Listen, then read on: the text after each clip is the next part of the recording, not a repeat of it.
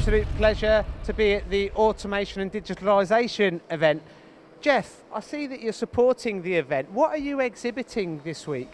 FANUC have launched a new software called FiPT, FANUC Interactive Programming Tool, and it's the launch of it really. It's to do with turning, and for the old people who remember an old system called FAPT, they've re-released this FAPT system now, and it makes life a lot easier. You can program your tooling in there, all material files are in there, and basically you can import a DXF file or an IGIS file, draw around it, and that component then will be automatically machined and come out as an ISO code straight to your machine. So I suppose it's the same with everything that's occurring at this event. It's a simplification of a process. You know, everything's becoming smarter, and we're talking about digitalisation in Industry 4.0 as well. It's all connected, isn't it, Jeff? Yeah, it's, as I said, with the import of these DXF files, somebody else has done all the hard work.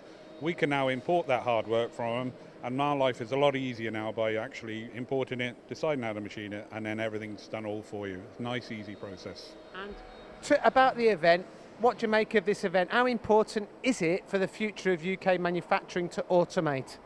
Well, FANUC is a benchmark for every control in the whole of the world, really. So for them to launch and to actually display this thing, it shows everybody what the future holds for us.